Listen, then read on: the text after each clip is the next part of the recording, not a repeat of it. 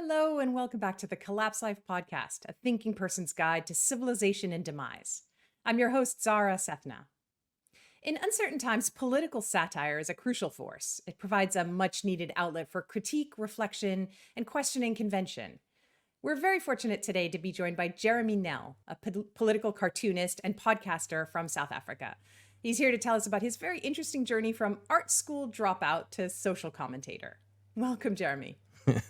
It's nice to be here. Thanks. I love that How's intro. that for an intro? It's great. It's great. I'm so glad that you went straight for the truth. Well, it's a great story, and I'm eager for you to tell it. So just to start out, so cartoons are something that makes us laugh, but they're also they can be no laughing matter, right? They can be very serious and very powerful. So tell us how you became an art school dropout and how you were drawn to cartoon as an art form. Oh, nice wordplay. I like that. I've always loved cartoons. So, from a kid, I used to watch Saturday morning cartoons. And I want to just point out that they don't make cartoons like they used to, in my view. I mean, the golden era of Bugs Bunny and Pink Panther and Asterix and Obelix and all those greats. It's I don't know. It's just there's some magic. There's a magic about those cartoons that you don't see today. I agree.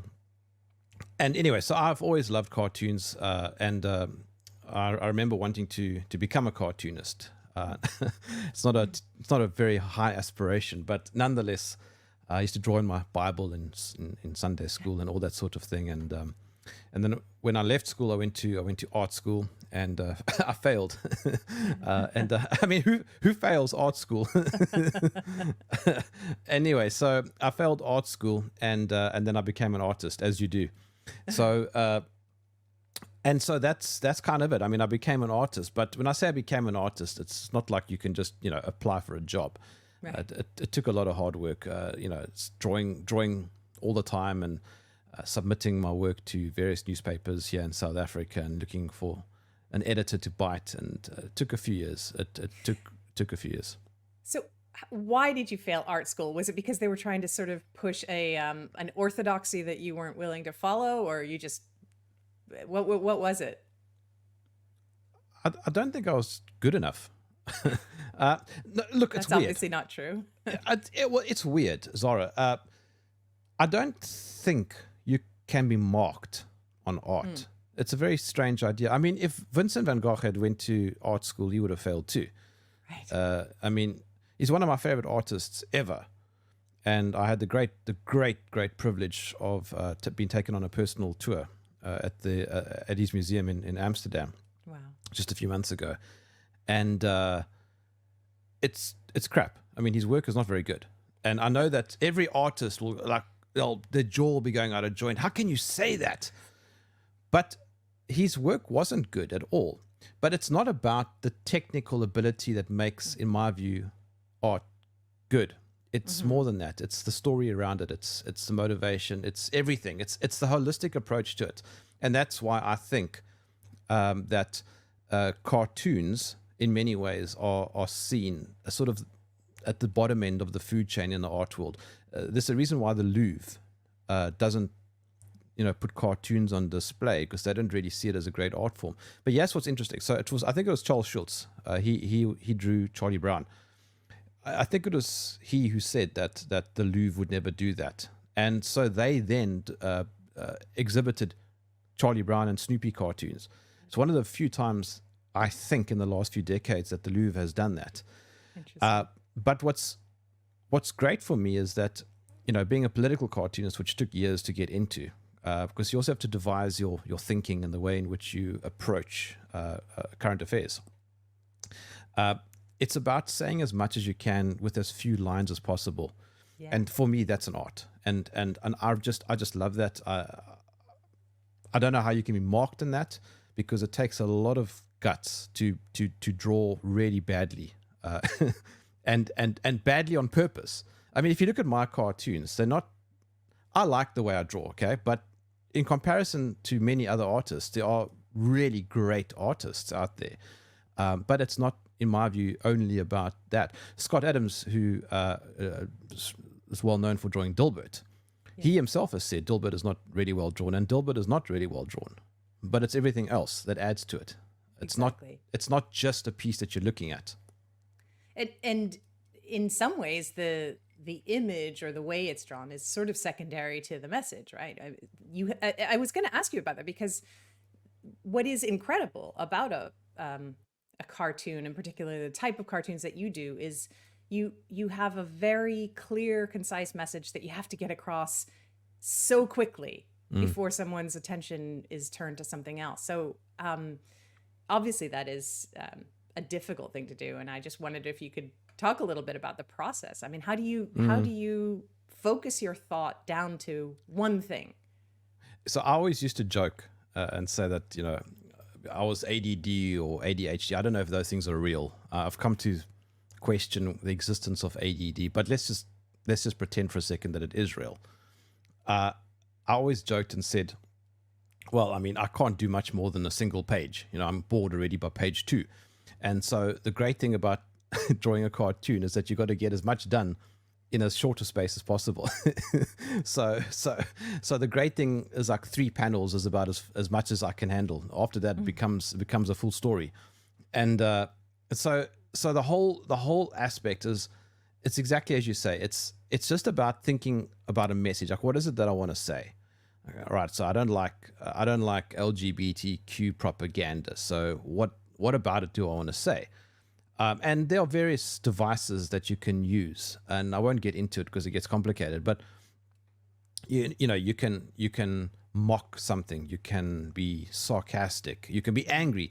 That's another aspect of cartooning that people overlook. Anger is a tool that's used by not just cartoonists but musicians. You know, it's not a good emotion. Anger is not a good thing.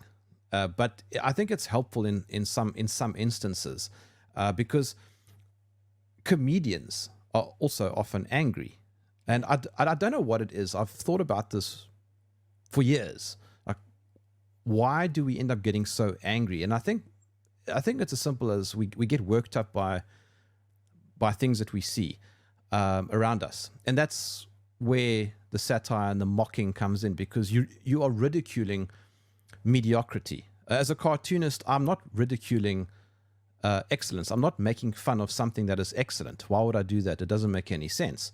So I'm ridiculing something that I consider to be mediocre for the sake of improvement. The world would be a better place if everybody was excellent, right? Right. But it's not the truth. Not everybody is excellent. So therefore, you mock things that are, in my view at least, I mock things that I think are stupid, or people that are stupid, or say stupid things, or do stupid things. And so I think that's where the anger comes from. So it's just one of those devices. And then, of course, we all laugh at it because we can relate to it. Mm-hmm. Oh, yes, I see. I you know, Biden can't talk properly, and I'm so glad that he saw it, and I see it also, and, you know, that sort of thing. And so then you end up with a common ground, you know, with the cartoon or the cartoonist. And I apologize if you like Joe Biden, but he really can't speak in full sentences. And so therefore that's a gift. It's a present to somebody like me. I live in Africa, so we have a lot of gifts and presents given to us, because we have failed states everywhere, and we have everything that is mediocre and wrong. Lots of things to mock. Yes, lots of things to mock, and if the world was great, cartoonists like me would be out of a job. Was your style of art always political, or did it sort of evolve into that? No, it wasn't always political. So when I started in 2005, I'm pausing here because I used 2005 as when I, quote unquote, became professional. I mean, I've always been drawing cartoons, and I failed art school, so there was never a moment where I woke up and said, right, today I'm a professional cartoonist. But 2005 is kind of, for me, it's the important year. That's the year where I got retrenched from my corporate job, and I decided I'm going to now try and make money from just drawing cartoons. And that took a few years. And at that stage, I wasn't political. I was just a normal comic strip cartoonist, so to speak. So when you would open the back page of a newspaper and you saw the little strips next to Garfield and whatever else, that's what I was drawing. And I really enjoyed it. And I did that for a few years. And I think in 2008-ish, 2009-ish, my editor said, look, why don't you try, inserting some political messaging? And I said, well, sure, but I don't know what to say. I don't really have a view. And then he said, well, it's very simple. Start with the premise. Knock them down when they're up and lift them up when they're down. And I've never forgotten that. And I thought that's wonderful advice. And that kind of set the foundations of my political views, which would later begin to develop. Mm-hmm. That's a hard thing sometimes, though. I don't do art, but I certainly do writing. And sometimes finding your voice and feeling comfortable with expressing those views can be hard. Do you look back at the work that you did around that time and sort of feel like, oh, I wasn't quite there yet? I very rarely look back at my earlier work. I cringe because my work keeps changing over the years. If I look at my first two books, I wouldn't say a lot of the things that I said then. I wouldn't say those things now, but it is part of history. It is part of my body of work. So It is what it is. And even my own drawing style, I can't stick to the same style of drawing. I get bored. And so I'm constantly trying to upgrade and change and evolve it, as it were, because that's what for me keeps it exciting. A lot of cartoonists try and maintain the same style, and they try and have this formula, and there really isn't a formula. I mean, even my political views, like my cartooning, have evolved massively over the last 10, 12 years, massively. And the irony is that all the awards that I've won. If I think of the cartoons that won all those awards, I wouldn't draw them now, So it's just the way in which our journeys kind of move forward. Yeah. And is it because you no longer believe the things that were expressed in those cartoons?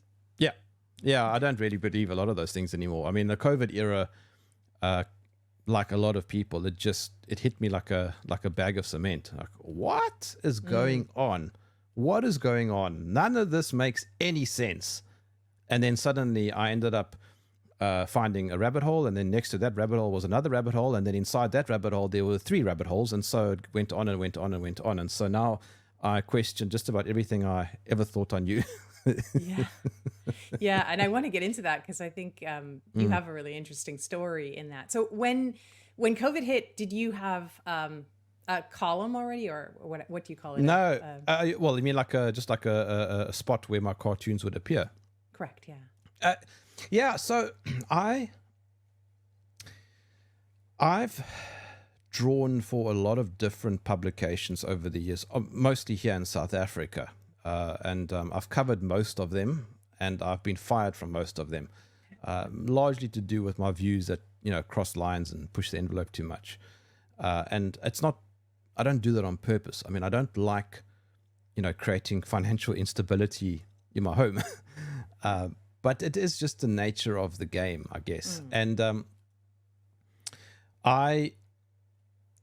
in 2019, let's go there. I was drawing for a few different publications, but not many.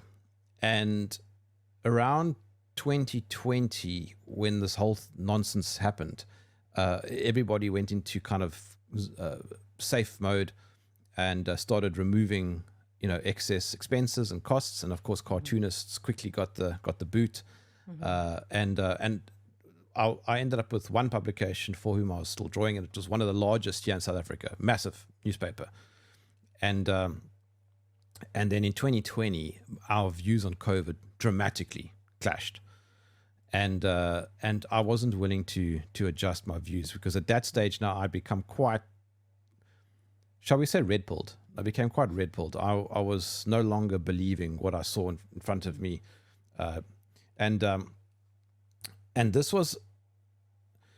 happened sort of quickly. I think I started questioning a lot of things around 2018 already, but things accelerated in 2020, and so then I kind of lost most of my big contracts in 2020, pretty much all of them, and so I ended up sort of in a financial hole, and then I kind of had to, at that point, very quickly reinvent myself, and that was when I decided, well, you know what, I'm not going to go back into the mainstream.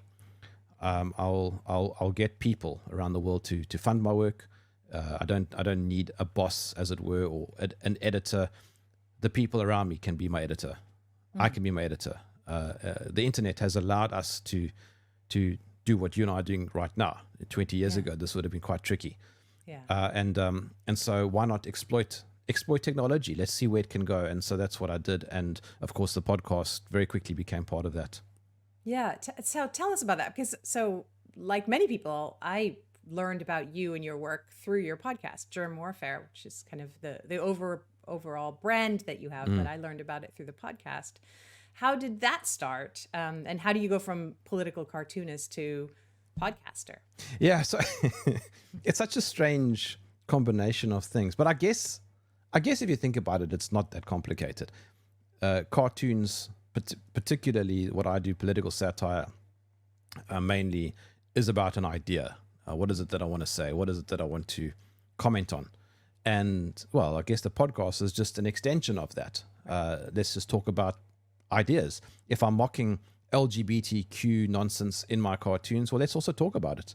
You know, let's see what it's about and why it's ridiculous. The name Germ Warfare, just in case you're interested, comes from my first book, which I published in when did I publish this? 2012. And it was called This is Germ Warfare, since I sign as Germ. And it was a name that I was given in high school. People just would call me that. So I just kept it. And when I decided to create the podcast in 2019, I think it was, because I started just before the COVID era, but not very seriously. I thought, well, let me just use the name from my book. It's a pretty cool name. And so that's kind of how the overarching brand was created, under which I would then add all my other stuff, cartoon work and all that kind of thing. And then we were all locked down. And so then I started finding people to interview, but it wasn't just random. I, like many others, was trying to figure out this whole thing. Like how the heck can the whole world be locked down all at the same time? It can't possibly be coincidence. This has never happened in history. Doesn't make any sense. The last time there were any lockdowns, I think, was in World War II, and maybe the Netherlands or one or two countries locked themselves down. But that was the last time in history that this happened.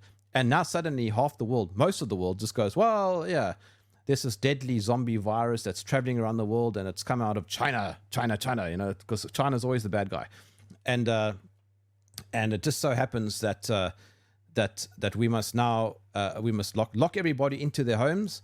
Everybody must wear a cloth mask that doesn't work, and then we must use a term called social distancing that nobody had ever heard. Right. Like it's this weird new term, and suddenly the whole world's using it. Yeah. And now everybody's got the same story. Yeah. And everybody jumped on the bandwagon all together. Yeah. And I'm thinking, and now I can't go and walk my dog because my neighbor is reporting me for killing Granny. And people in Australia and in Canada and in the UK are all experiencing the same thing. Like something is weird about this whole story. And so it was at that point I decided I want to find out more. So then I started looking for people to interview. And of course, because we were all locked in our homes, I had the opportunity to do exactly that. And so everybody was there. Yeah, and it just led on to more and more interviews, and that's what happened. And so now, hundreds of interviews later, of course, COVID's gone now. Well, at least the major part of the supposed pandemic, I think the legacy lives on very much. But I I didn't want to stay on that the whole time. It would, just getting a little bit boring. I was covering the same thing all the time, but from a slightly different angle. And then it just led on to more interesting ideas, and so that's where I am today. It's a combination of of drawing cartoons about big ideas. I don't work for a particular newspaper. I'm independently funded, so I can draw whatever I want, whenever I want, and I can record podcasts when I want about whatever I want. And but censorship is a thing, and I've had to figure out ways to circumvent that. YouTube has banned me, Facebook banned me, Spotify banned me. So to find ways around that has also been part of the challenge. Yeah, absolutely. And you've done that successfully, which is really great. But I was going to ask you, you mentioned obviously the financial impact of previous decisions you've made in your career, but have there been has it ever been dangerous to say what you say? Absolutely. Yeah, I've received a death threat. One, not too many, I'm very glad to say, but I did receive one from somebody here in South Africa. I had to get a restraining order, and that didn't work. And then he threatened the police, and then we had him arrested. The police broke down his front door, put him in a cell for a weekend, and his parents had to bail him out, and I've never heard from him again. And I don't think he really wanted to kill me. I think he was trying to intimidate me, but the reality is that I get a lot of. No, let me not lie. I don't get a lot. I get some hate mail. That, strange enough, that has decreased a lot over the last few years. If I think about that now, I get very few messages of hate. That's not a good thing. I'm doing something wrong, actually. Now that I think about it, I think I need to work on that. Echo chamber, maybe. but I think what happened is the following: a lot of people who were asking the same questions as I found my work, and so I've ended up with a lot of people around me with whom I agree on a lot of things, and so perhaps there won't be that much need for hatred. I think the people who do hate me are elsewhere. They follow other people, because I don't respond to those people, and so I think if I just pretend that they don't exist, then they get bored also, and then they move on to another target. By the way, can I just quickly comment on something you said there? You said echo chamber. It's a term that I hear quite often, and I just want to say I think it's a nonsensical term, if you don't mind me saying this. Please. Yeah. And the reason why I say that is because an echo chamber is mostly just another way of saying people who agree with you. And if you think about it, what's wrong with that? What is wrong with people who agree with you? Do you want to be around people like let me give you an example. We're going to talk about rape. Rape's a terrible thing, but we want to be around people who disagree. I'm not quite sure I'd like to be around people who think rape's a good idea. Fair point. But, and also the thing is this: the idea of an echo chamber is I think it's one of those terms that's like racist or bigot or sexist. It's kind of empty. It doesn't mean that much, because it's just also another way of saying like-minded people. And on a Friday night, if you're having drinks with friends, it's a much more pleasant evening when you're around people who laugh rather than argue. Yeah. No, I get that. Do you find that your audience continues to grow? Yeah, I've got millions of downloads, thankfully, despite all the censorship and bans. And my audience continually is growing. I think that's probably a sign that you're not in an echo chamber then, because more and more people are joining on to hear your conversation. So, if you're stagnant or even shrinking, then it is perhaps that you've been pushing out other people who disagree. But if people are joining on, you're obviously doing something correct. So I appreciate that. I mean, I think one of the things that you do is you don't just serve people what they want to hear. You have very interesting conversations with people, and you always say, I don't have to agree with what you say. I just want to hear what your take is, and then have a conversation. Yeah. So a book that I recommend, which had a very big impact on me in 2019, it's a bright orange book called How to Have Impossible Conversations by Peter Boghossian. Correct. I had the great pleasure of befriending him, and he kind of mentored me a bit in 2019. And I asked him.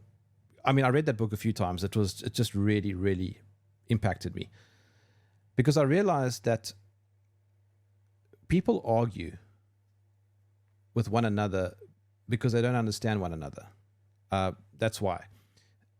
I'm arguing if I argue with you, it's because I think I'm right, and you're arguing with me because you think you're right.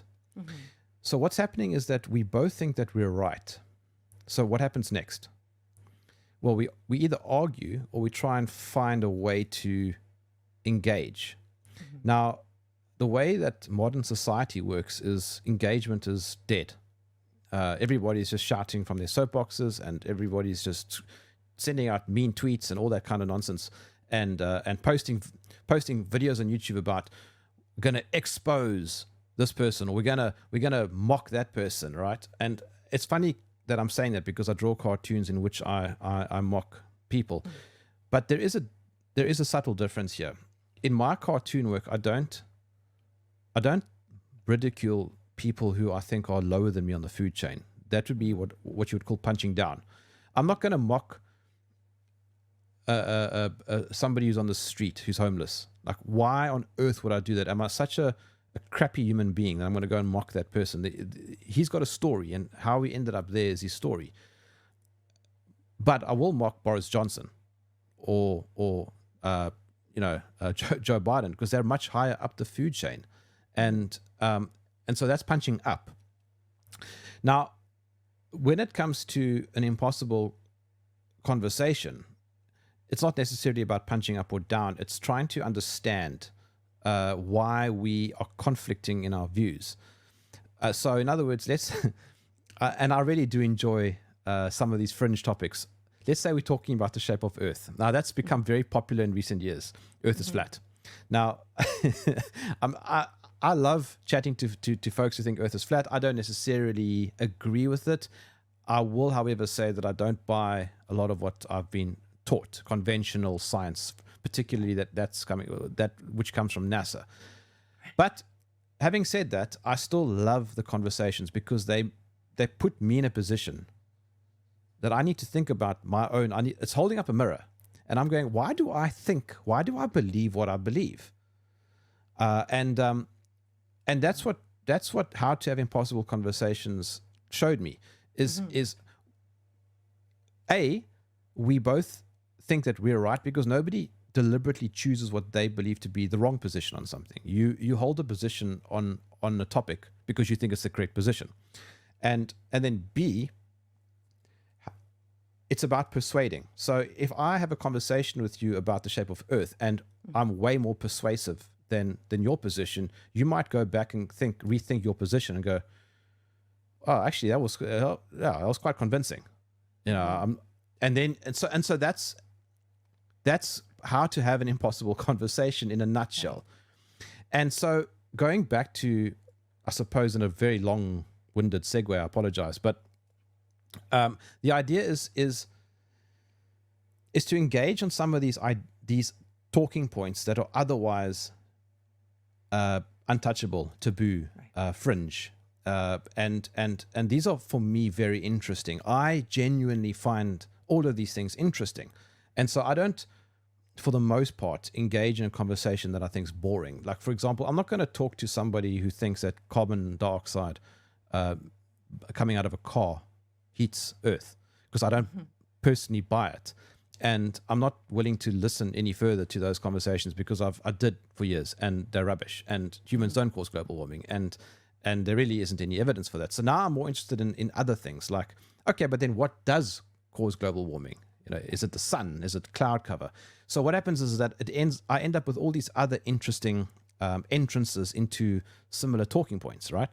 And so in a long roundabout way, that's kind of how I get to all these interesting topics, I suppose. Yeah. I don't know if that really answers your question.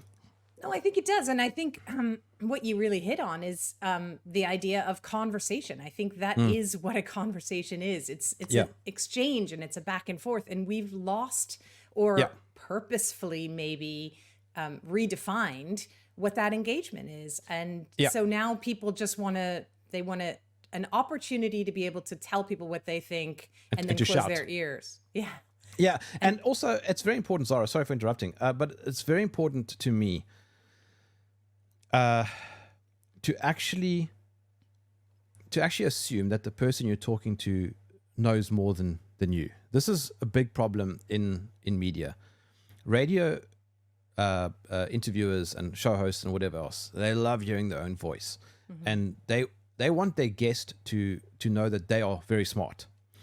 My assumption is I'm not smart. That's why I'm talking to you. Exactly. I want to know why why you think Earth is flat, right?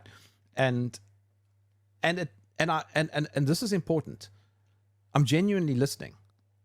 So I often get, and I still get, strange messages, whether it's via email or whatever. Why aren't you pushing back? You interviewed Robert F. Kennedy, and he believes viruses exist, and it's clear that viruses don't exist, and you've seen that whole thing, and I personally am kind of on the side that human transmission is not a thing. There's no such thing as a viral disease. That's where I'm at. But it's okay if we differ on that. What matters is not dismissing somebody like Robert F. Kennedy outright and start an argument in the middle of a podcast. Oh, but you said X, Y, and Z, because that's not what we're talking about. You know, we're talking about Fauci, for example. He's very good on Fauci and the mRNA jab. So that's what the conversation's about. So I'm not going to get into a big back and forth now about a little talking point that annoys some people on Twitter, X, whatever it's called. And so you've got to realize also that people are not mirror images of yourself. So we might agree on, let's say, 6 out of 10 things. But if the purpose of the conversation is not about those 4 things that we don't agree on, I'm not going to worry about that. I'm going to focus on those 6 things on which we do agree. And that's why I often almost never get into an argument, because I don't see for my show, I don't see the point in arguing. Other shows are welcome to do that. That's 100% fine. My show is more about extracting interesting information, because if you get into an argument with somebody, they're going to become defensive, maybe end the call altogether. And then who wins in the end? Right. The whole idea is to bring those topics up and let the conversation happen. And so if you shut it down by saying, no, I think you're wrong, or, you know, let me bring my pile of evidence and you bring your pile of evidence and never the twain shall meet, I find that just not useful. I try and do the same with this podcast is you're my guest. It's like inviting you into my home. Why would I invite you into my home and then be rude to you? But that's my strategy also. I'm not trying to go to war with you. I'm inviting you onto my podcast because I want to hear your information. I want to learn from your knowledge. And then something I strongly believe in, and I say this regularly to my members. I say this often to myself, but it's something that Bruce Lee once said: take that which is valuable, discard that which is not, and create what is uniquely your own. And those are, for me, such powerful words, because what it means is that I can listen to somebody who's talking about, let's say, Earth being flat, right? And a lot of that conversation I can find valuable. The parts that I might not find valuable, I just discard. And then after that, I think about everything that was said, and then I kind of create my own puzzle. I put the pieces together in my own puzzle. That makes sense. It does make sense. Who's the most controversial guest you've had on? I don't know. I'm not sure, actually. Maybe. I guess it depends on who's looking. Maybe, I mean, many people would argue David Cole was my most controversial. He's a Jewish filmmaker who made a documentary in 1992. I don't know if where this is going to be published. I'll speak in code. But he made a documentary in 1992 in which he challenged the narrative that begins with an H, that event in World War II. just so that the algorithms don't pick up what I'm saying. And so and what made it very interesting that he's Jewish, and he argued that main camp had none of those things that killed that many millions of people. And so I guess that could be considered controversial to many. I suppose to others the virus thing is controversial because I've interviewed a lot of people who say viruses don't exist.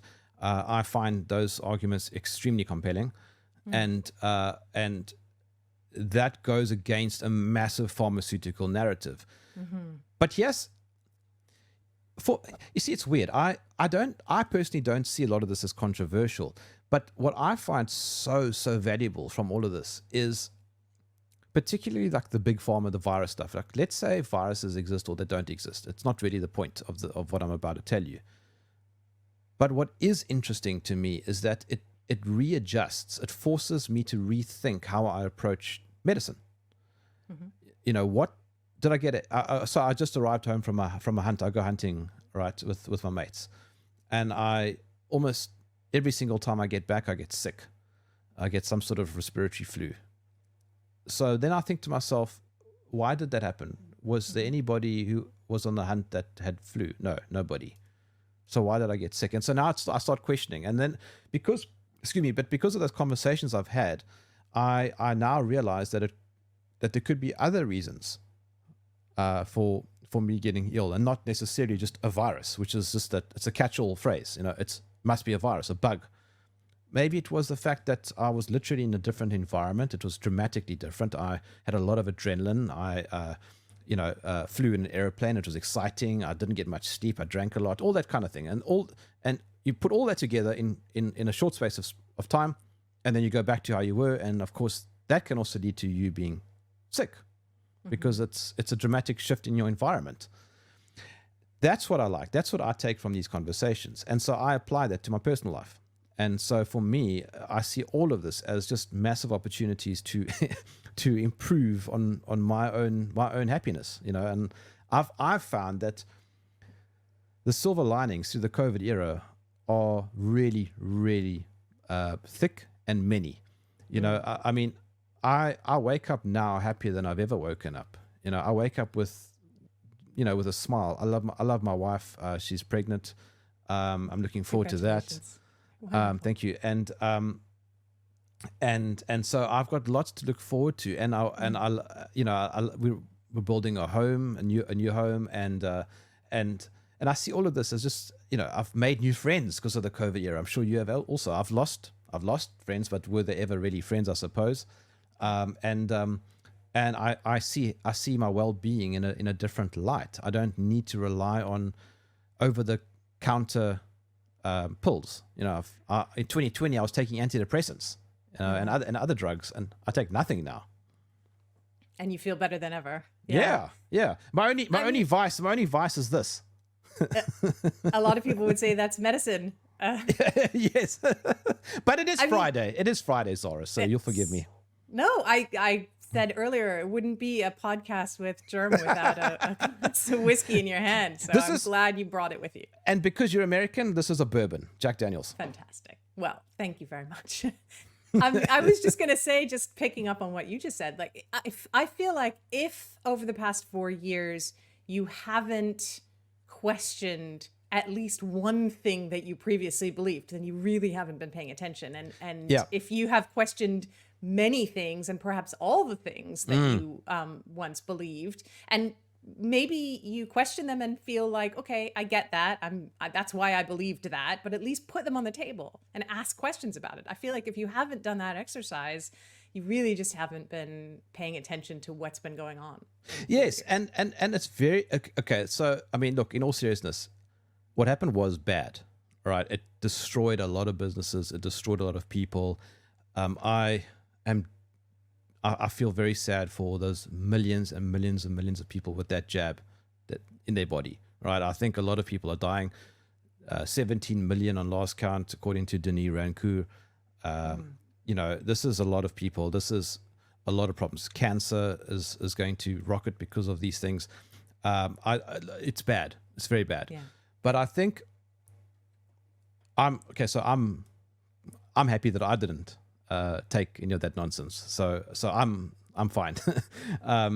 But I think that the reality is that we can find ourselves slipping into that black pill mentality. And I've spoken about these pill metaphors a couple of times. I'll quickly go through if you don't mind, just so that it's so you know what I'm talking about. The blue and red pill analogy comes from the Matrix. Everybody knows that. The blue pill is, if you take the blue pill, the world is as you are told it is, right? So you wake up and you do your thing and you go to bed, and everything around you is how the establishment tells you it is. The red pill is when you realize that it's not like that. And there are other things going on, and it's basically you're pulling back the curtains, and you're seeing reality. You're seeing the world actually as it is, and not how it should be, which would be the blue pill. Just by extension, the other pill metaphors then are the black pill and the white pill. So the black pill is basically the idea that it's too big. There's nothing you can do. You can't fight it. You might as well just pour a drink, sit back, and enjoy the ride. But I find that profoundly depressing. I find that nihilistic. I find it chaotic. I see no good out of that. That's why you end up on antidepressants. It's why you see everything from a perspective of pointlessness. What's the point? That's a bad place to be, and I think it's an understandable place. But if you are in that place, you've got to get out of that quite quickly. And the white pill is, I would argue, where you have all of that information. You know that the world there's some bad stuff going on. You've pulled back the curtain. You know that it's dark and depressing, but you also know that you can do something with that information. You don't have to be defeatist. You can win. And you should win. And those wins occur at the smallest level, whether it's in your family, whether it's a decision you make on what you eat, whether you are obese and you decide that you are going to lose weight because you don't want to have diabetes and die a tragic death. You get out into the sunshine, just feel that sun on your skin and start feeling healthy again. Go away for a weekend, go camping, feel nature again. Stop being caught up in a technocratic, high-tech, high sci-fi environment that's around you with just Wi-Fi and buildings and concrete and cars and pollution and all that sort of stuff. Go into nature if you can every once in a while, but just get back to reality. And also realize, I sound like I'm preaching, but realize that there is so much more to life. And my favorite movie of all time is Lord of the Rings, because the story is just so brilliant. Yeah, you got this Frodo, right? And he stands no chance. He absolutely has no way of completing that mission. The only way he was able to complete it was because of Samwise at least, and of course their allies who helped him, along the way. And that's again important. There are so many profound messages in Lord of the Rings. So Frodo himself was blackpilled. I mean, if you remember the movie, he starts losing hope and he sees no point. And Samwise was like, no, Mr. Frodo, we're going to keep going. I'm going to carry you if I must. He believed, and he always saw the light at the end of the tunnel. The light at the end of the tunnel for Frodo was a train coming towards them, but Samwise saw the end of the tunnel, and they found common ground. Here's the other beautiful message in Lord of the Rings. They found common ground with people that they otherwise would never connect with, from whether it's the elves and the dwarves and whatever else. They found common ground, and then they realized that this is big common enemy. They came together for that, and when it mattered, and they went back to their own lives. Right. I see that as such a powerful message, and I wish more people would see that, because if you see it like that, excuse me, if you see it like that, things are not as bad. Does that make sense? It does. And it's very inspiring. And I think you just said, it sounds like you're preaching, but I think you're speaking from your own experience. So that's what makes it authentic. I mean, you know, I think I would rather know than not know. I would rather take the red pill. And it can sometimes feel very exhausting and overwhelming. Mm. But if I think, as you just said, if you just sort of break it down into the smaller wins that can be had, That's and take exactly right. each one, and just, you said I can choose to stop taking these antidepressants. I can choose to wake up and feel alive and feel happy, and that was Yeah. a choice you made. It was in your control, and all sorts of things start happening from that decision. Yes. And I think that's really what this is all about, and kind of what we try and do with Collapse Life as well, is to just help people understand what's happening, not to frighten them, not to worry them about the future, but to say, once you understand it, you can then take a piece of it and take control, do something with that information. Exactly right. And I was very inspired by Stephen Covey's book, 7 Habits of Highly Effective People. It's a very famous book, and I think it's been around a long time. But that book is profound, and it had a big effect on me also, because that helped me in many ways get through the darkness of the COVID era. Because it's easy to get caught up in that mindset. Big pharma. The government. The technocrats. Klaus Schwab, Bill Gates. They just want to inject us. Elon wants to put chips in our head, and suddenly you end up feeling helpless because it's just too much. Right. But that is such a loser position. Also, yes, it is true. Okay, so what? Are you just going to sit back and moan? Are you going to tell people on WhatsApp and on Telegram how terrible it all is? What are you doing about it? Mm-hmm. What are you actually doing about it? Are you just being a loser? Or are you winning? I don't think you're winning. You're only winning if you start finding ways to defeat them. And the way you defeat them is by winning small battles. I don't know who said it, but this is quotes. I'm probably going to butcher it, but it's something along the lines of, you can only win the war if you can win battles along the way. Right. You cannot think that you're going to survive, for example, an mRNA shot if you're unhealthy, unfit, obese. If you happen to have been a person who took a jab, all right, you've already increased your risk factor. Don't make it worse. Right. Try and get into a mindset of fixing it. Get into shape, eat healthy, all those things that you intuitively know are the correct things to do. That is being an effective person. And also, you can't take down the globalists. You can't. But what you can do is that you can make it harder for them to take you down.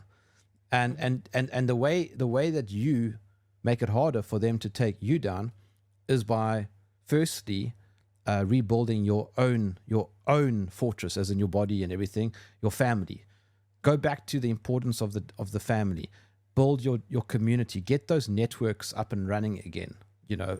Start supporting local. Stop supporting globalist enriched franchises. You don't need to eat McDonald's, right? You can go and support your local butcher.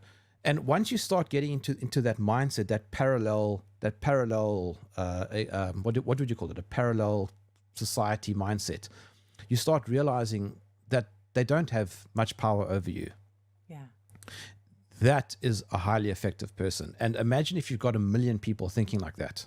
Yeah. Yeah. And it's such a small thing, but that is the thing that they fear most, is that we all start thinking for ourselves. And exactly. And they don't want you to do that. That's why they put out articles saying, what is that New York Times article? Don't think critically or trust the experts. Yes. If you live in New Zealand, the government tells you, we are your only source of truth. And if you believe that, yeah. I'm so glad that she's retired back to her paddock. Although again, with eyes wide open, I don't know. Sometimes when things go quiet, it doesn't actually mean that things are better. But are you finding in South Africa that that's a shared way of thinking? I mean, this country that has been through so much and had so many reasons to doubt the mainstream narrative and to doubt what the government is telling you. Are you finding, though, that people are kind of following the herd, or are they thinking for themselves? Ah, hmm.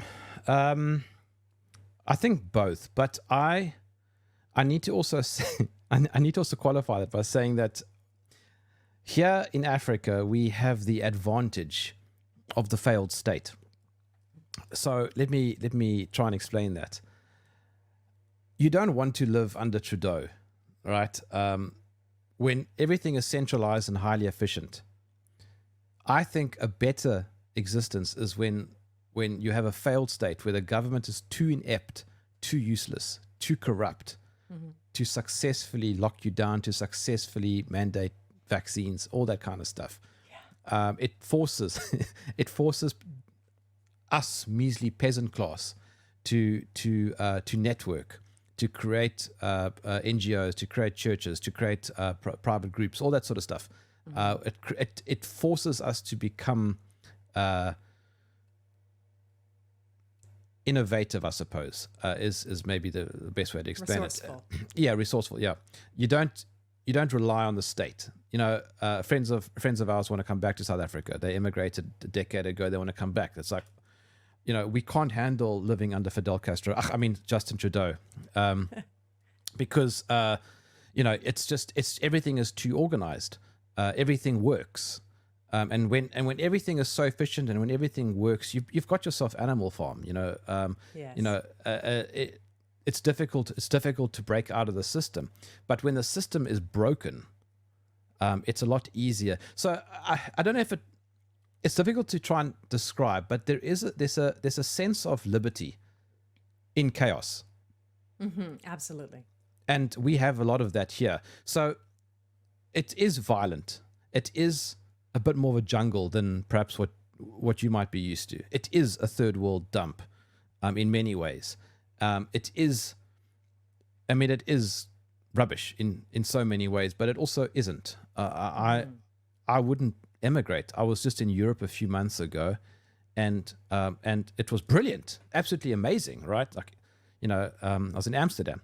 Everything works. It's just incredible. There's no worries. Like, you don't have to worry about anything. You have electricity. We have constant rolling blackouts every single day for hours on end. Today has been a very, very lucky day because we've only had 2 hours today of no electricity. So today's a good day. But because of that, we learn to adapt and to find ways around it. You go to Europe and everything works. You don't have anything to worry about, and so you can stay scrolling on Instagram, because there's nothing to worry about. But here, there are a lot more fundamental things that are broken, and so your focus of what's important and what matters changes. And so with that, I think that there is a sense of complacency that happens. Yes, of course. With our past, there is certainly a deep sense of suspicion towards the state. Just a few decades ago, black people had to carry a pass. Now, if the government says, well, we're going to bring in a pass, like a vaccine pass, people are like, hang on. Seen this before. Yeah, we've seen this before. We've got the T-shirt, and it didn't work. So there is that. So there's this weird dichotomy of suspicion and dismissiveness of government and the state, but there's also the advantage, the blessing of a state that is also a failure. Absolutely. There's a healthy skepticism and not just a blind trust that the government has your best interests at heart at all times. And when I turn on the tap, that the water that comes out is not going to kill me or be filled with pathogens. And it's so that just opened up so many questions I have for you. So Shoot. First of all, one of the first articles that we did on Substack on our Collapse Life was about load shedding in South Africa. And what triggered it was there was an Instagram post about Woolworths, your supermarket chain, launched its new load shedding cookbook. And it almost kind of made load shedding cool. Like, here's how you can steam your chocolate cake when your oven doesn't work. Or how, when the power is on, you can boil up a bunch of eggs and then make a lovely egg salad later. And it made us laugh, but it also reminded us that it is not long before that kind of thing is coming for us in North America and Europe. I mean, in many ways, we look at South Africa as our future. And that's kind of what I wanted to ask you about is, so we think that, load shedding is probably something that's going to start happening. It's almost inevitable. And there are other things. Yeah. Sorry, I like the way you said load shedding. I thought that was a term that we coined. That's why I say rolling blackouts. Yeah, because I'm sure it is. Yeah. Because it makes it sound better. But it's actually just rolling blackouts, and that's why I say rolling blackouts, because it is what it is. It makes more sense, yeah. I think, actually, I'll just interrupt you for a second. I think where my family lived in Pakistan, I think they call it load sharing, which is even nicer. We're just sharing the load. It's everybody needs to have their share. Anyway, carry on. Yeah. So, well, here's the thing, right? So, when we talk about Agenda 2030, those who know what it is the UN wants to do with sustainable development, you'll know that some of those targets include things like getting off coal power. They don't want coal power anymore, right? So they want you to use, they want you to control your electricity in many ways. So they want to start testing things like blackouts to force people to stop becoming reliant on base load electricity, whether it's nuclear. And also, that's also for me quite interesting, why they oppose nuclear. If you really are worried about emissions, then you would support nuclear because there are no CO2 emissions. But okay, that's a different topic. The beauty of, and I say this with respect, because I know that it's difficult for those who struggle. And I genuinely mean this. It's not easy when the government cuts electricity and all that sort of stuff.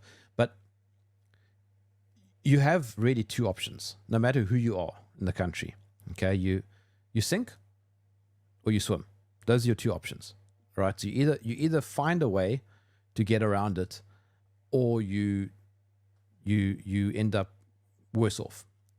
And something that we do is we find ways to rely less on baseload electricity. So as much as I don't like solar panels and all that sort of thing for manufacturing purposes, big like industrial purposes, solar panels are great on your house.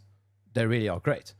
Using gas is fantastic. Now you know that in Europe, for example, they want to limit the use of gas. They want people to stop using gas. Well, they can't do that here because, good luck. Good luck. So they can't. So and gas for us is quite cheap, or relatively cheap. So we end up buying stoves and geysers and all that sort of stuff that doesn't require baseload electricity. So what ultimately happens is the load shedding, as we call it, rolling blackouts. What it ultimately does is that it starts forcing people to become less reliant on the government. It forces us into a mindset of self-reliance, of self-determination, as it were, which is precisely not what globalists want. It has the inverse effect. Globalists want you to become reliant. The UN wants you to become dependent on the state. But when the system breaks apart like it is here, it forces people to become more independent. And so I think that is a wonderful blessing in disguise. And that happens across the board, because we think about this, right? In fact, my wife and I laugh about this very often. We'll go past an electric car charging station, but there's no electricity. so they shoot themselves in the foot. So you go back to buying a car that uses petrol or diesel or whatever, right? because the rolling blackouts are meaning that they can't charge their cars. So it's very, very funny. Yeah. And we've seen that here in North America, especially in the dead of winter up north, where people couldn't charge their cars. It took hours waiting in line and then hours to charge the car. People just had them towed away, and then they took an Uber home. I mean, it's not working. And so I think that's an incredible message. Yeah. What we're coming to the top of the hour, so I'll let you go. Although I have so many other things I want to talk to you about. Sure, you can ask. What other systems, what other institutions can we keep our eyes on as the next to sort of break down, based on your experience?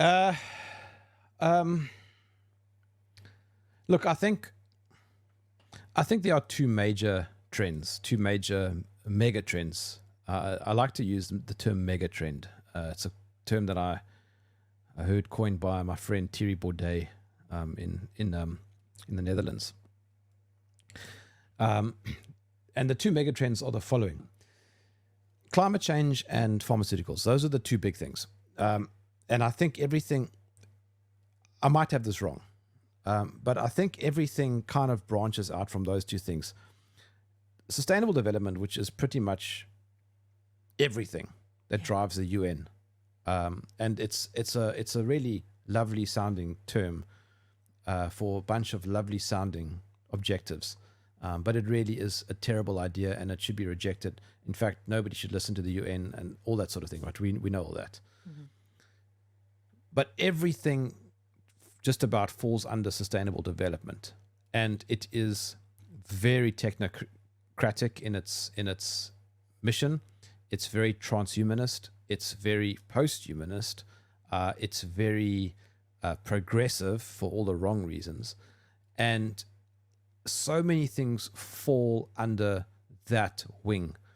The other wing, in my view, is pharmaceuticals. We know now that because of the COVID era, and I say the COVID era because I don't think there was a pandemic,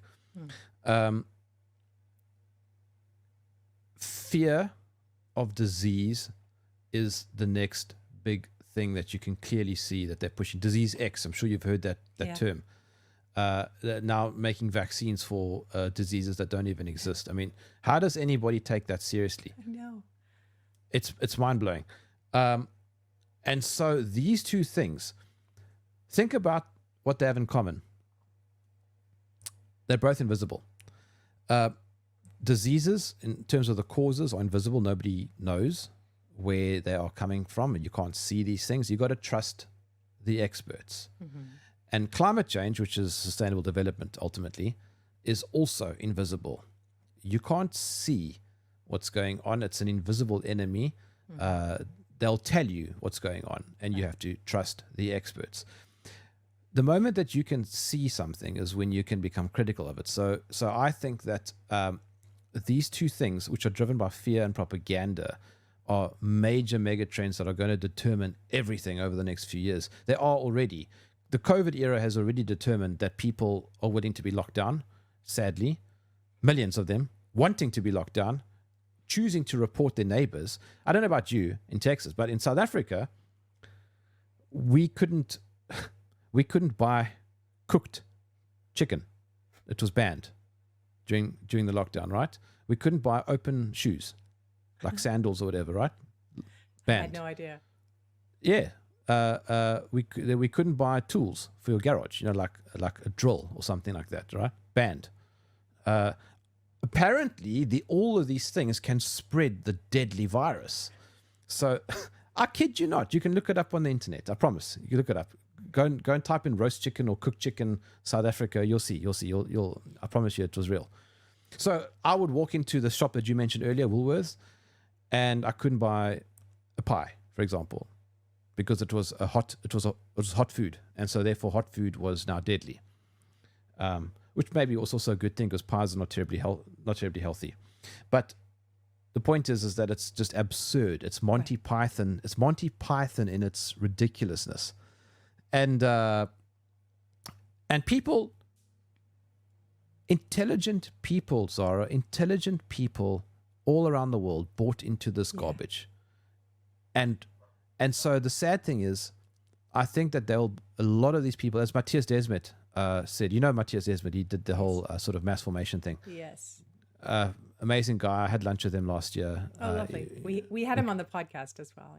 Yeah, he's incredible. And what did he and I? We ate some Dutch delicacy. It was like an eel or something. I've never eaten an eel in my life. And we ate. It was weird. I can't remember what we ate. Anyway, and he said about 30%.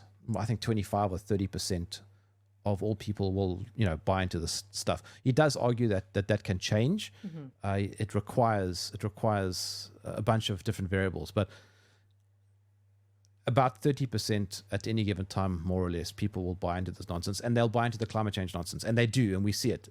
I don't know how often you engage with people on this, but a lot of people think that the turning on a light bulb and going to the shop is causing the Antarctic to melt. Yeah. And so I think that these are the two major megatrends under which everything will fall. And I think be careful of the institutions that pop up within those brackets of things. Sustainable development and pharmaceuticals are major problems. I'm not anti the pharmaceutical industry, but I am opposed to a lot of it. I think antibiotics and vaccines are the two most harmful products from the pharmaceutical industry. And by the way, they are upstream of everything. Mm-hmm. Absolutely everything that exists in the pharmaceutical industry is downstream from antibiotics and vaccines. So I think yeah. So let me just repeat that again, like a stuck record. Mm-hmm. Climate change and health. Those are the two big mega trends I think that are going to cause the next few years of very interesting times. I couldn't agree more. I think it's very wise. You've given actually so much good information to think about. I want to keep talking, so maybe we can do this again sometime, because I don't want to keep you any longer from your Friday afternoon. You can. I've got a few more minutes if you want. Okay. Well, I mean, one thing is, just based on what you just said about climate change and pharmaceuticals, and particularly vaccines, they have, it seems purposely, focused a lot of the fear around both of those things on children. So making parents afraid of what might happen to your children because of climate change or because of, vaccinations or not having vaccinations. But they're also targeting children as an audience. So now young children think that the world is going to end because of climate change, and they're volunteering to eat bugs because they think that that's the way to solve the problem. And eat the bugs. Yeah. So as someone who's about to become a parent within a few months, how do you kind of frame all of that? What are you going to do to raise your child in a world where they're going to be inundated with those types of messages? Get a gun, go hunting, learn to eat good food. Don't eat the bugs, because you don't need to eat bugs. I mean, think about the psychological messaging there, right? Klaus Schwab wants us to be the lowest of the low, right? He hates humans, he hates humanity, he hates people, and we are useless eaters, and so therefore we must lie on the ground in the dirt, groveling and eating the lowest of the low, the crawlers, the creepy crawlers. No, I'm not going to do that. And everything that they want, you go against. It's a fairly easy formula that seems to work in many cases. Get into the sun, go camping. Life is not going to come to an end. It is interesting. I think it's becoming increasingly more difficult, like with AI now, and how reality, or our perception of reality, is becoming vastly impacted. If we watch a video of Donald Trump talking, is it really Donald Trump talking, or is it AI? That sort of thing. I don't know. Obviously, I don't think any of us know how to navigate the minefield. But I think, I don't know. You're welcome to disagree with me on this. I'm not sure if I'm convinced by what I'm about to say. Maybe I am. I'm not sure. but I think it is relative. I think our parents and our grandparents and their grandparents also said things like this. Oh, how's the next generation gonna make it now? When we were young, we walked barefoot in the snow and we had to chop down trees with our bare hands. Right now they've got machines doing it for them, and so they've become lazy in there, and that sort of thing. I don't know. I'm not sure. I want to be optimistic and say that it is relative, and so therefore we'll always find ways to, as Catherine Orson Fitz has said to me in the past, a very important characteristic of being human is that we have the ability to discern, and we can look at something and we can figure out if it's good or bad.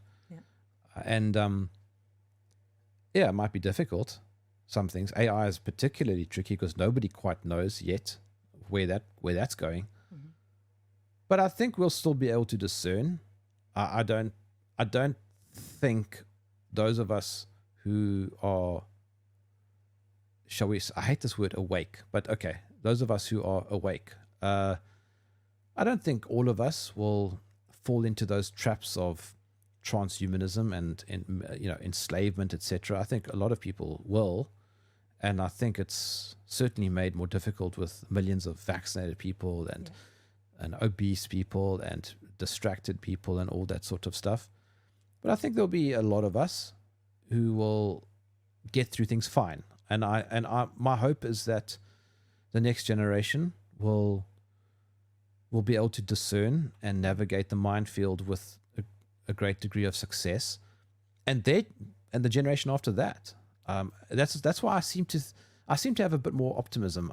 That's why I said earlier I'm not entirely persuaded, and I know that people will argue and this is the worst it's ever been, and it wasn't like this when we were young. But what was happening 1,000 years ago? Right. What were people saying then? And what's going to happen 100 years from now? What are they going to be saying then? So I kind of live in the sense of sort of optimistic hope that we'll have the ability still to discern.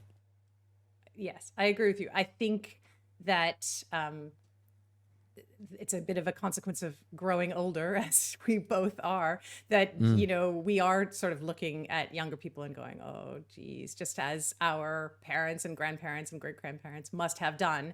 Whether or not it's worse now than ever before, who knows? It's very hard to know. But I mean, there are things I think you're right. I think that there will be a community of people who will continue to discern. Have you heard of the book, The Indoctrinated Brain by Michael Nels? Yes, I haven't read it though. Is it good? I haven't read it yet either. I've heard about it and I plan to read it. But one of the things I've heard about it is that that we can actually reshape our brains, and particularly the hippocampus of the brain.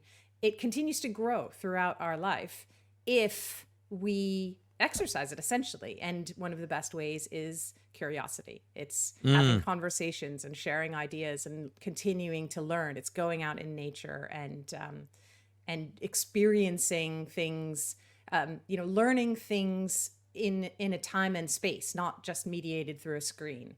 And so I think that what you're doing, and hopefully what we're doing in terms of bringing people ideas that make them think and make them ask questions, hopefully is contributing a little bit to that of, continuing to push people to just keep asking questions, keep talking, but I think meeting people that you don't know. Yeah, I mean, I think that is exactly right. What you're saying there is, you're hitting the nail on the head. And it's not, because it can easily sound cliched, like, keep asking questions. I think it's more than that, Zahra. Please forgive me if I get just a little bit philosophical here, if I get a little bit too meta here, just for a moment. But it's so much more than that. My dad always taught me, I was growing up, he always said, things, you can buy things and you can lose them and you can sell them. They're just things. You can get them back to some degree. But you can't get back people. You can't get back lost experiences. And so something that I learned from my father is, and and I speak as if he's not here. He is here, and God bless him, and I hope he's here for many more years. But something that I try and do is, and I'm not a great example of this. I'm not elevating myself, but I do try. If there's an opportunity to experience people, the real thing, rather than buying something or an object or something, I'll try and go for the people first, because once they're gone, they're gone. You can never, if you lose a friend or a family member and they're still on your contact list on your phone, that sucks. You phone them and either it goes to voicemail or they're just not there. But your phone, if you lose it, you can get another phone and you can have that contact list again. But for me, it's about critically thinking and realizing that you live once, and trying to get the most out of it for not just your own benefit, but I suppose for those around you. I'm not saying you must now think about the greater good and all that sort of nonsense. No, it doesn't. That's not really a thing. But think about making your day meaningful. This is again what I've learned from Covey's book, 7 Habits of Highly Effective People, and a few other of those. I really hate saying this out loud, but some of those self-growth, self-help books, most of them are rubbish, but there are some nuggets of really great info in some of them. Like, think about it, right? Like, today is Friday, and what are you going to do today? Are you going to just waste time? Or are you going to make it meaningful? And that's what it comes down to. And if watching Lord of the Rings is meaningful, then enjoy that moment. Yeah. And just enjoy that moment. Or if going out for dinner with friends is meaningful, then do it. Don't sit back and think, I'm just going to lie on the couch. It's too much effort. Because what happens? The evening goes by and all you did was lie on the couch. And, that was that. Right. You could have gone out with friends and had a moment, experienced something. Why? Because that night, one of your friends might have driven home and been in a car crash and died.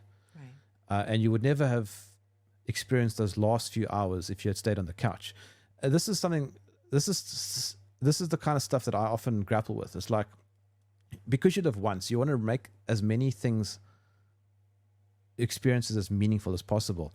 And that's where a lot of the ideas of the cartoons and the podcasts come from, because it's all about what is meaningful. It's not just I don't have anything against pop culture necessarily, but a lot of it is just meaningless. Right. And so you kind of have to discern, and you decide where and when you want to be entertained, and then where and when you want to find meaning. I don't agree with the idea that you must remove entertainment because all of it is just bread and circuses. I don't buy that, because human nature desires to be entertained. You need to switch off. You need to go to the theater, and enjoy 2 hours of a musical or something like that, right? Yeah. I love going to the theater. We're going on Sunday, in it's a few days' time, and for me it's a great experience. And that's what I'm trying to get at here. That's why I said I'm being a bit philosophical. I want to wake up tomorrow morning feeling like today made my waking up more worth it. Right. If that makes sense. Yeah, that's what I'm trying to get at. Waste time. You didn't just, when you had an opportunity to do something, you didn't pass it up for doing nothing. Yes, that's what I'm trying to get at. Yeah. I think that's important. I think in moderation, because I think some people can take that to an extreme and become quite competitive about it. And I think your point is very valid, that we have a short time on Earth, and I think we need to think about what we do and hopefully add more than we take away. And exactly, yeah. And so you need to love what you do, and you need to choose those experiences around you that you love, and also just. Something I struggle with a lot, I'll admit, but try and be in the moment. It's very important. Yeah, and it is hard, especially when, like you're thinking about big meta topics like sustainable development, climate change, and Yeah, pharmaceuticals. exactly. And it's hard to then bring it down to just be in the But moment and enjoy the glass of bourbon that you're drinking and well, not but worry about. that's the beauty, Zara. That's the beauty of when you end up having those conversations. You start thinking about ways to buffer against them. You start thinking of solutions. Very important. I like looking for solutions or looking for silver linings. Yeah. And when you start seeing, who was it? It was Marcus Aurelius who wrote a lot about seeing obstacles as opportunities. And yeah, there's lots of bad stuff coming, and they want to push microchips and all these sorts of things. So, okay, are there opportunities here? There must be. There always must be. And so that is where we should be focusing. In other words, when Klaus Schwab says, you will eat nothing and you will be happy,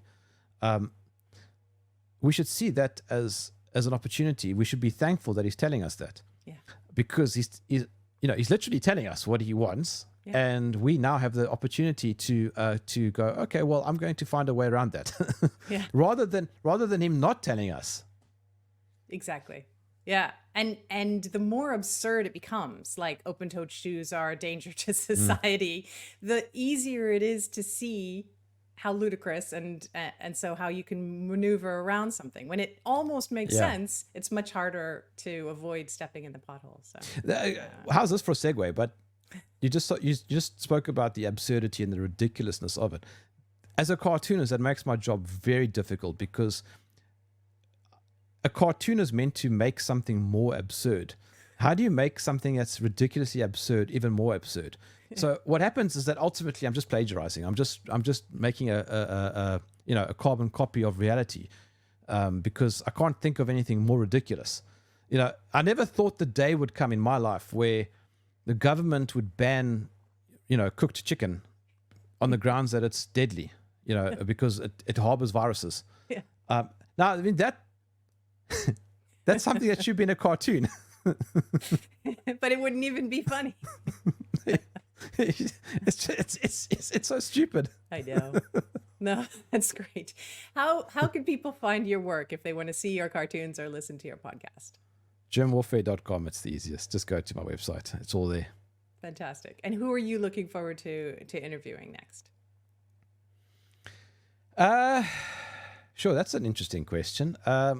It's not so much who, but it's more about what. I think I've got such interesting topics coming. I don't want to actually give it away, but I've got such interesting topics that it's those topics that I find so fascinating. Not so much the who. I mean, I've had great guests, and they are very interesting and all that. But we all know their talking points. In many ways, I like to tap into super interesting ideas, but more often than not, we don't know who those people are, right? Because they're more on the fringe, and so you have to go and find them. But yes, my goodness me, those ideas are sometimes for me very fascinating. Super. Well, lots to look forward to. And I would love to have you back and chat more in the coming months. So it's a pleasure, Zara. I'll happily come back. Super. Thank you so much for coming. Thank you. All the best. Well, that was a fantastic chat. I hope you enjoyed it as much as I did. And if you did, please share this video with others and subscribe to this channel so you'll be notified the next time we drop another episode. Please also come and find us on Substack, collapselife.substack.com, and sign up for all our articles there. We have several coming out every week. We're also on Twitter at collapse_life. Collapse Life is your home for information to open your eyes and take action in your life, just like all the great information that Jeremy just shared. We call this a lifestyle channel for a dying lifestyle, and we're so glad to have you with us. We'll be back next week with another great guest. In the meantime, remember, keep your chin up. It's only collapse. See you soon.